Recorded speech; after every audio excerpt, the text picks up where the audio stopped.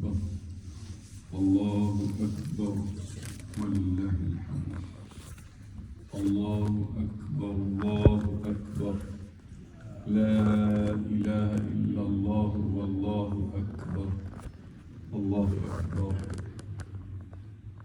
ولله الحمد الله أكبر الله أكبر لا إله إلا الله والله أكبر الله أكبر ولله الحمد نحمده ونصلي ونسلم على رسوله الكريم أما بعد فأعوذ بالله من الشيطان الرجيم بسم الله الرحمن الرحيم قد أفلح من تزكى وذكر اسم ربه فصلى وقال تبارك وتعالى وَلِتُكْمِلُوا الْعِدَّةَ وَلِتُكَبِّرُوا اللَّهَ عَلَى مَا هَدَاكُمْ وَلَعَلَّكُمْ تَشْكُرُونَ وَإِذَا سَأَلَكَ عِبَادِي عَنِّي فَإِنِّي قَرِيبٌ أُجِيبُ دَعْوَةَ الدَّاعِ إِذَا دَعَانِ فَلْيَسْتَجِيبُوا لِي وَلْيُؤْمِنُوا بِي لعلهم يرشدون صدق الله العظيم إن الله وملائكته يصلون على النبي يا أيها الذين آمنوا صلوا عليه وسلموا تسليما اللهم صل على سيدنا ومولانا محمد وعلى آل سيدنا ومولانا محمد وبارك وسلم الصلاة والسلام عليك يا رسول الله وعلى آلك وأصحابك يا حبيب الله الله رب محمد صلى عليه وسلم نحن عباد محمد صلى عليه وسلم صلاة وسلاما یا رسول اللہ یا رسول اللہ سبحان اللہ. معزز و محترم مشائخ و علماء اسلام و معزز و محترم حاضرین و سامعین، اللہ تبارک و تعالیٰ کے فضل و کرم سے رمضان المبارک کا بابرکت پرنور اور مقدس مہینہ اپنے فیوض و برکات کو امت مسلمہ پر نچھاور کرتا ہوا پایہ تکمیل کو پہنچا. آج سرزمین برطانیہ کے افق پر شوال المکرم کی پہلی تاریخ ہے اور قریب قریب اہل اسلام کے ہر شخص کو یہ بات معلوم ہے کہ شوال المکرم کی پہلی تاریخ یہ اہل اسلام کے لیے عید ہے اور اس عید کا اسم گرامی عید الفطر ہے، جس کو حقیقی اعتبار سے بطور شکرانہ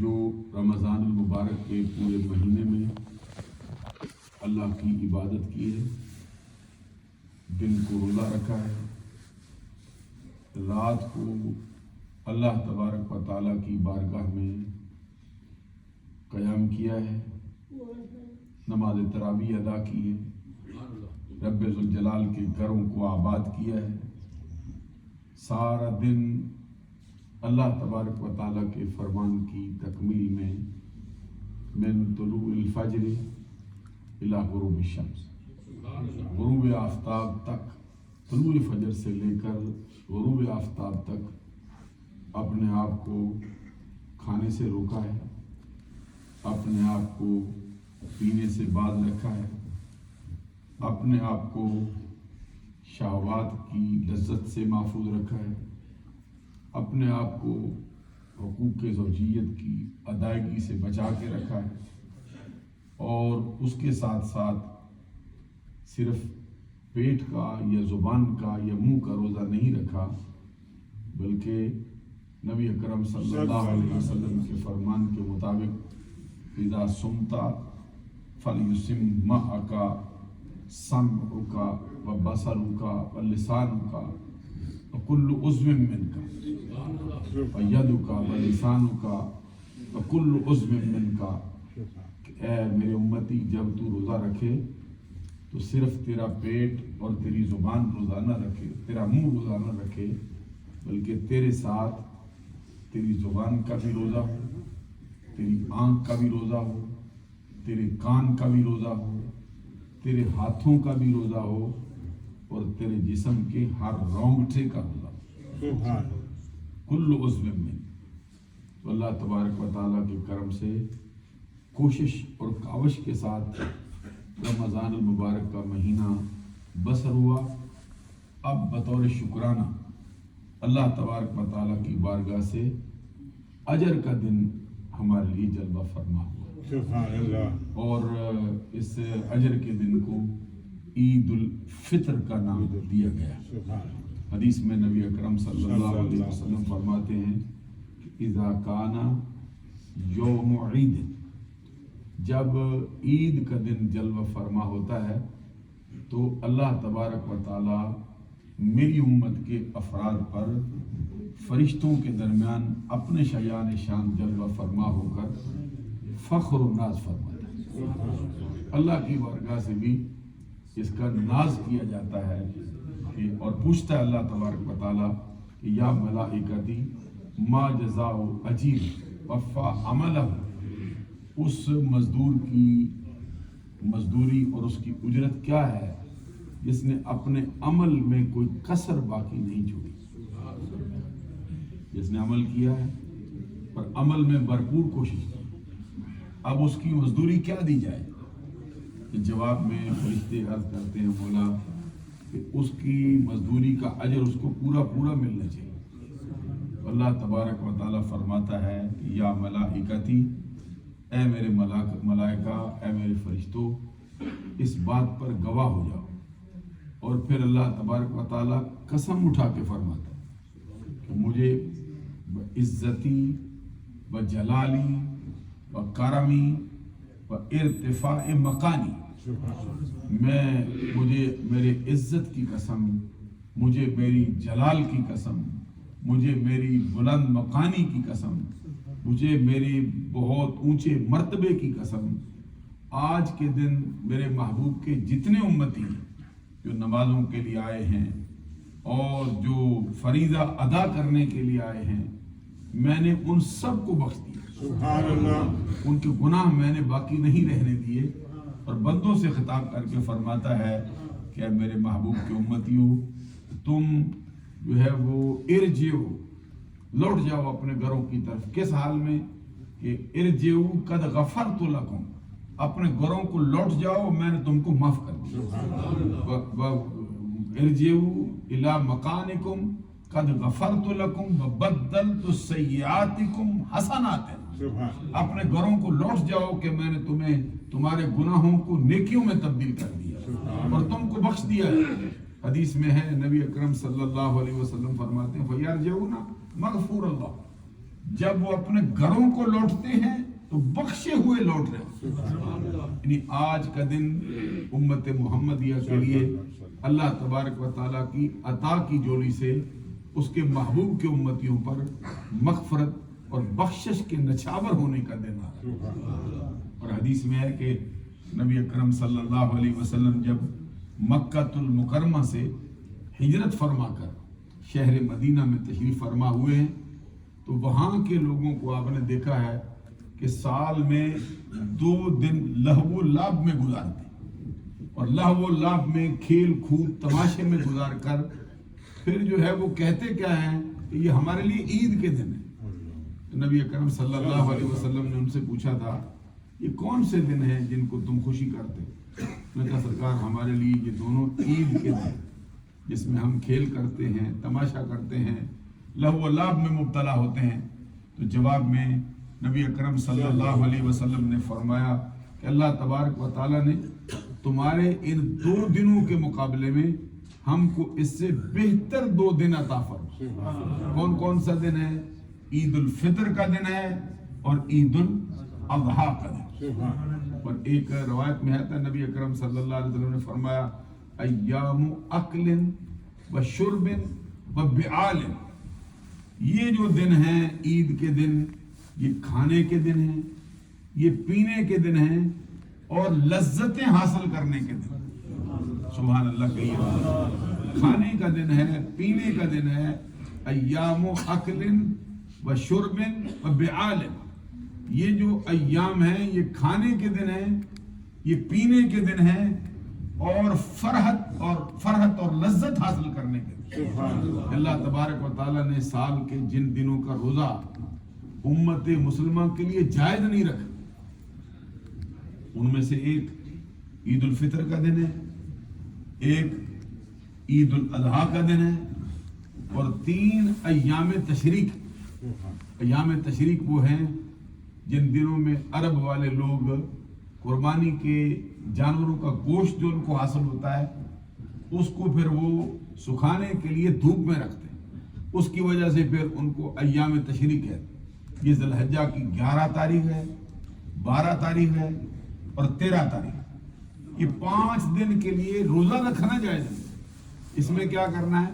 کھانا ہے۔ اس میں کیا کرنا ہے؟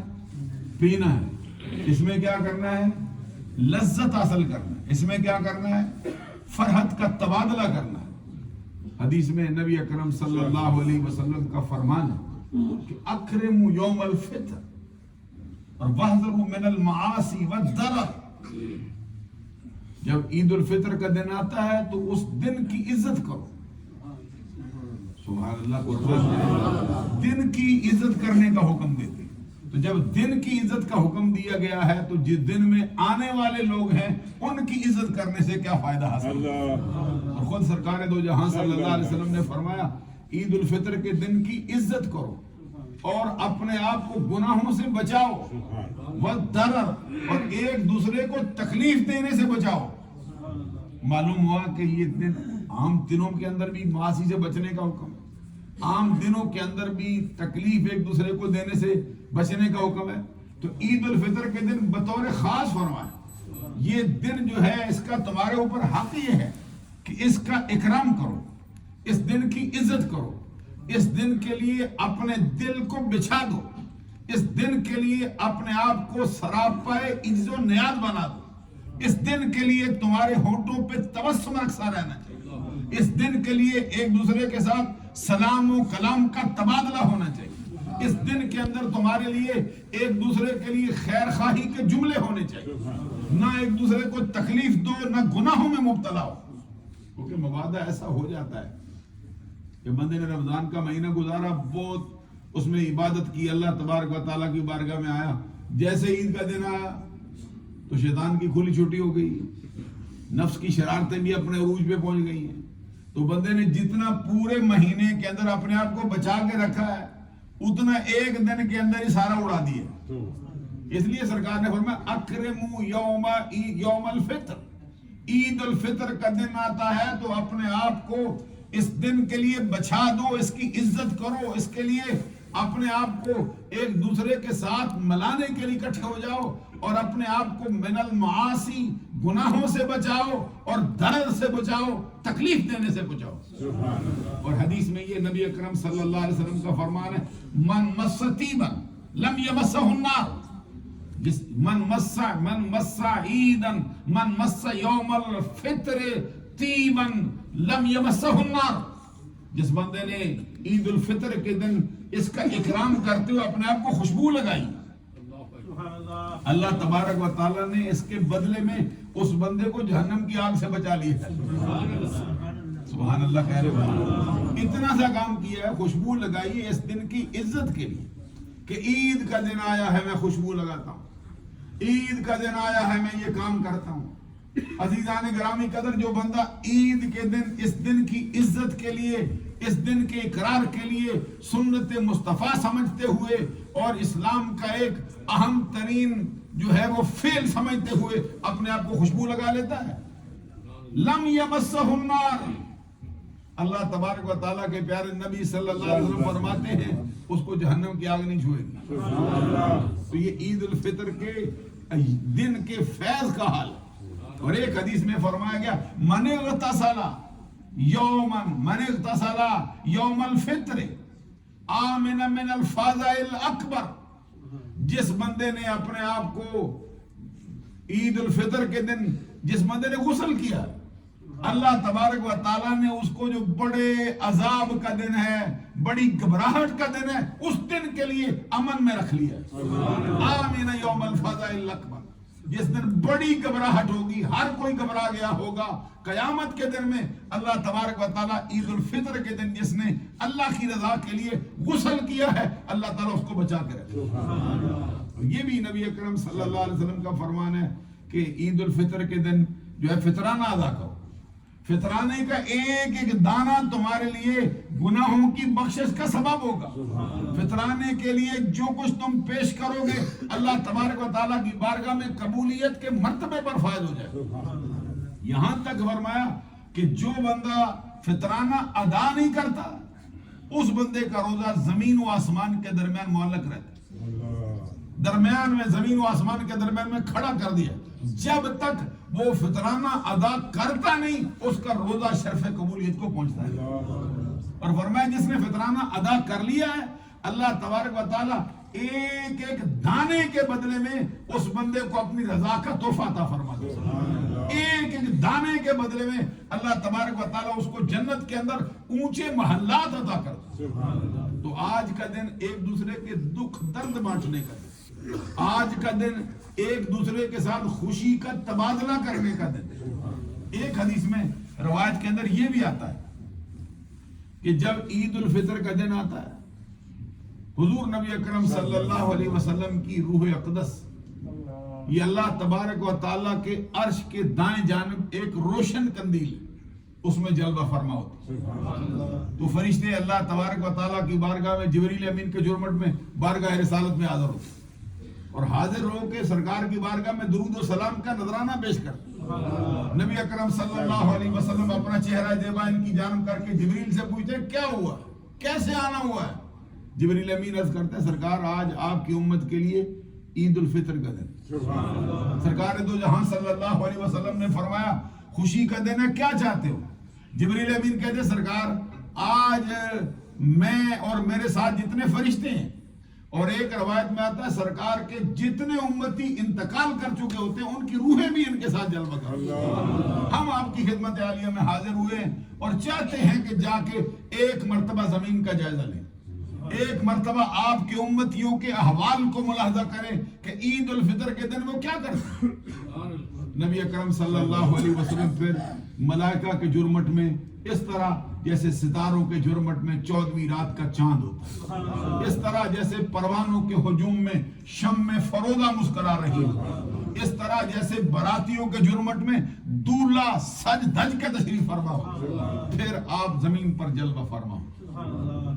اور ملائکہ کے جرمٹ میں نبی اکرم صلی اللہ علیہ وسلم پوری روئے زمین کا خود ایک چکر لگاتے اور پھر بستیوں سے گزرتے، پھر پہاڑوں سے گزرتے، پھر سرسبز و شاداب وادیوں سے گزرتے، پھر چٹیل میدانوں سے گزرتے، پھر آقا کونین صلی اللہ علیہ وسلم اپنے امتیوں کے جرمٹ کے اندر ان کے مکانوں سے گزر کر تشریف فرما ہو جائے.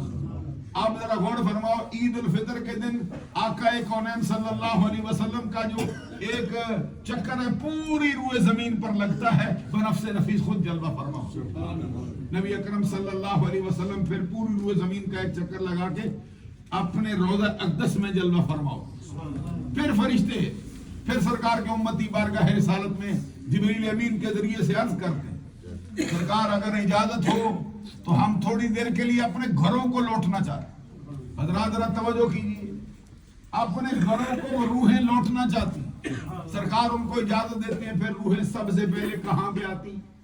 جہاں پہ ان کے مدفن ہوتے ہیں، جہاں پہ ان کی قبریں ہوتی ہیں. آپ کے والدین، آپ کے عزیز و اقارب، آپ کے رشتہ دار، آپ کے ننیال کے افراد، آپ کے ددیال کے افراد، آپ کے قریبی رشتہ دار جو دنیا سے جا چکے ہیں، عید الفطر کا دن آیا ہے، سرکار کی اجازت سے ان کی روحیں اپنی قبروں پہ آئی اور قبر پہ آ کے اپنا حال دیکھتے ہیں. کیا حال ہے ان کا؟ وہ مرمری بدن، ان کا وہ جسم جس کے وہ ہر قسم کی آلودگی سے بچا کے رکھتے تھے، ذرا سا گرد و غبار بھی لگنے نہیں دیتے تھے، اپنے جسم کے لباس کو ذرا بھی قریض نہیں آنے دیتے تھے، ذرا سلوٹ نہیں پڑنے دیتے تھے. اپنے وہ بال جن کو خوشبو میں بسایا کرتے تھے، جن کے اوپر قیمتی قسم کا تیل لگاتے تھے، اب حال کیا دیکھتے ہیں کہ ان کی قبروں میں ان کا جسم مبارک کیسا ہے؟ اس کا گوشت کیڑے مکوڑوں کی خوراک بن چکا ہے. اس کے آنکھوں کے سوراخوں میں، ان کے دہن مبارک کے سوراخ کے اندر کیڑوں نے اپنے بل بنا لیے ہیں. حشرات الارض نے ان کو اپنا ٹھکانہ بنا رکھا ہے. ان کا پورا جسم مٹی میں اٹا پڑا ہے. کسی کی ہڈیاں جو ہے وہ آسمانوں کی جانب اٹھی ہیں. جسم ان کا ختم ہو چکا ہے. اب جتنی روحیں آنے والی قبر کا حال دیکھتی ہیں کہ ان کی قبروں پہ تو کوئی زیارت کے لیے بھی نہیں آتا، ان کو تو کوئی پوچھنے والا بھی نہیں ہے. کسی کی قبر پر کسی جانور نے اپنا پاؤں مار دیا ہے، کسی کی قبر کا نام و نشان ہی مٹ چکا ہے. آتے ہیں اپنی قبر پہ کھڑے ہو کر کفے افسوس ملتے، اس کے بعد پھر اپنے گھروں کو لوٹتے ہیں. آپ کے ابا جان، آپ کے دادا جان، آپ کے ماموں جان، آپ کے بھائی، رشتہ دار، عزیز و اقارب جو دنیا سے جا چکے ہیں، ایک روایت کے مطابق عید الفطر کے دن اپنے گھر کو آئے، گھر کی دہلیز پہ آ کے لگ کے کھڑے ہوئے دیکھتے کیا ہے؟ ہمارے گھر والے کیا کرتے ہیں؟ کچھ ایسے لوگ ہیں کہ جن کے خلف، جن کے آنے والے جانشین لوگ تھے، انہوں نے ان کے مکان ہی بیچ دیے، جن کو انہوں نے خون پسینے کی کمائی سے بنایا تھا، اب اس میں کوئی اور آ کے رہتا ہے. کچھ ایسے لوگ ہیں جن کی بیویوں نے ان کے مر جانے کے بعد عدت گزاری، نئے نکاح کر لیے، اب وہ کسی اور کے بستر پہ تشریف فرما ہوتی. وہ دیکھتے ہیں اپنے گھروں کو کہ کیا حال ہو چکا. یہ دنیا تھی، یہ اس کا حال تھا جس کے لیے ہم نے اپنی ساری زندگی کروا دی. پھر دیکھتے ہیں اپنے رشتہ دار، عزیز و اقارب کو کہ کھانا کھا رہے ہیں، کپڑے پہنے، خوشبو لگائی ہے، آواز دیتے ہیں. خود کھانا کھاتے ہو، ہمارے نام کا بھی کسی فقیر کو ایک لقمہ دے دو. خود لباس پہنتے ہو، ہمارے نام کا بھی کسی فقیر کو لباس پہنا دو. خود خوشی میں مبتلا ہو، ہماری خوشی کے لیے بھی کوئی سامان مہیا کر دو. اب کسی کے گھر سے تو کوئی یاد بھی نہیں کرتا، کون دادا، کون نانا، کون ماموں، کون چاچا، کون ابا، پوچھتا بھی نہیں. وہاں پہ کھڑے کفے افسوس ملتے ہیں. کچھ ایسے گھر ہیں جس کے اندر لوگ اپنی یاد کرنے سے پہلے اپنے ابا کو یاد کرتے، اپنی عید منانے سے پہلے اپنے بزرگوں کے لیے اصالِ ثواب کے لیے ہاتھ اٹھا دیتے ہیں، اپنی عید آنے سے بھی پہلے صدقہ فطر کے ساتھ ساتھ ان کے لیے بھی صدقہ کرتے ہیں. یہ میں اپنے ابا جان کے لیے اصالِ ثواب کرتا ہوں، یہ میں اپنے دادا جان کے لیے اصالِ ثواب کرتا ہوں. جن گھروں کے اندر ان کے لیے اس طرح کے افعال ہوتے ہیں، اصالِ ثواب ہوتا ہے، صدقہ و خیرات ہوتا ہے، وہ جاتے جاتے ان کے لیے دعا کرتے ہیں اور کہتے ہیں کہ اللہ نے جیسے جانشین ہم کو عطا کیے تمہارے جیسے، جنہوں نے ہمارے مر جانے کے بعد تمہیں یاد رکھا، اللہ کرے تمہاری اولاد میں بھی ایسے ہی لوگ آئیں. اللہ کرے تمہاری اولاد میں بھی ایسے ہی لوگ آئیں جو تمہارے انتقال کے بعد تمہیں یاد کریں، تمہارے لیے صالح ثواب کریں، تمہارے لیے صدقہ و خیرات کریں، تمہیں بھی اپنی دعاؤں میں یاد رکھیں. اور جن گھروں کے اندر سے ان کو یاد ہی نہیں کیا جاتا، ان کو بھول چکے ہیں، قصہ پارینہ کر چکے ہیں، وہ جاتے جاتے ان کے لیے بد دعا کرتے ہیں، ان کے لیے دعائیں ہلاکت کرتے ہیں کہ جو سلوک تم نے ہمارے ساتھ کیا، اللہ کرے تمہارے بعد بھی ایسے ہی لوگ آئیں جو ایسا ہی سلوک کرے جو تم نے ہمارے ساتھ کیا۔ عزیزان گرامی قدر، اس طرح عید الفطر کے دن وہ روحیں اپنے گھروں کو لوٹتے، فرشتے جو زمین پہ آئے ان کے لیے حکم ہوتا ہے زمین پہ پھیلو۔ اب زمین پہ پھیلے کیا کرتے ہیں؟ ان کے ہاتھ میں رجسٹر ہیں، وہ راستوں میں کھڑے ہو جاتے ہیں، چوراہوں پہ کھڑے ہو جاتے ہیں، عیدگاہوں کے دروازے پہ کھڑے ہوتے ہیں، دیکھتے ہیں کون کون بندہ گزرتا ہے، فلاں بھی گزرا نام لکھو، فلاں بھی گزرا نام لکھو، فلاں بھی گزرا نام لکھو۔ جو بندہ عیدگاہ کی طرف آیا ہے ہر اس بندے کا نام رجسٹر میں لکھا جاتا ہے۔ پھر اللہ کی بارگاہ میں فرشتے حاضر ہوتے ہیں، اللہ تبارک و تعالیٰ سب کچھ جاننے کے باوجود پھر پوچھتا ہے کدھر سے آئے ہو؟ فرشتے کہتے ہیں مولا تیرے محبوب صلی اللہ علیہ وسلم کی امت کے ہاں عید الفطر کا دن تھا، وہاں سے آئے۔ اللہ تبارک و تعالیٰ فرماتا ہے بتاؤ پھر کون کون آیا؟ عزیزان گرامی قدر، جب تک عید کی نماز ہو نہیں جاتی فرشتے مسجد کے عیدگاہ کے دروازے پر لگے کھڑے تھے، ہر کسی کا نام لکھا، وہ نام اللہ کی بارگاہ میں پیش کیا۔ جب لکھا گیا پھر اللہ پوچھتا ہے بتاؤ نا ما جزاء اجیر وفى عملہ، اس مزدور کی مزدوری، اس مزدور کا اجر کیا ہے جس نے اپنا کام کرنے میں، اپنی مزدوری کرنے میں کوئی کسر باقی نہیں چھوڑی۔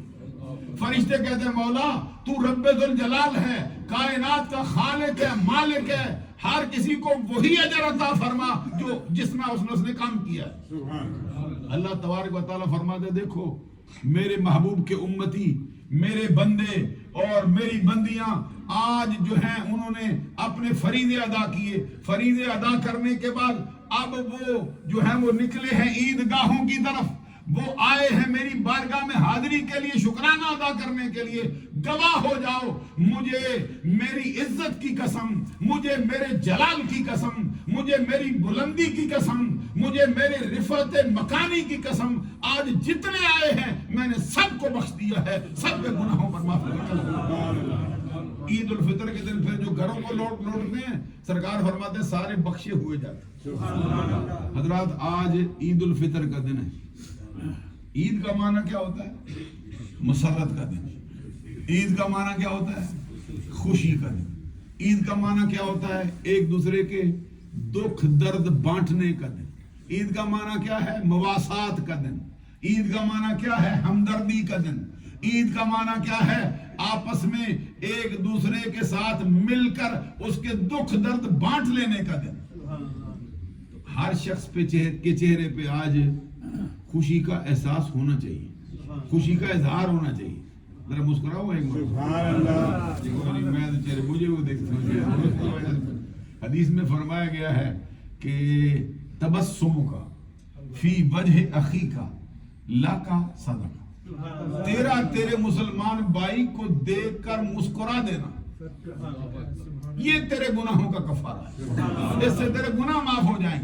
حدیث میں فرمایا گیا کہ دو مسلمان جب ایک دوسرے کے ساتھ مل کر جدا ہوتے ہیں، ایک دوسرے کو سلام کر کے مل کے واپس ہوتے ہیں، ان کے مل کر جدا ہونے سے پہلے اللہ تعالیٰ دونوں کے گناہوں پر معافی کا کرم پھیر دیتا ہے۔ تو آج ایک دوسرے کے ساتھ مصافحہ کرنے کا بھی دن، معانقہ کرنے کا بھی دن ہے۔ حدیث میں نبی اکرم صلی اللہ علیہ وسلم سے پوچھا گیا ای الاسلام خیر، سرکار بتائیے نا سب سے بہتر اسلام کس کا ہے؟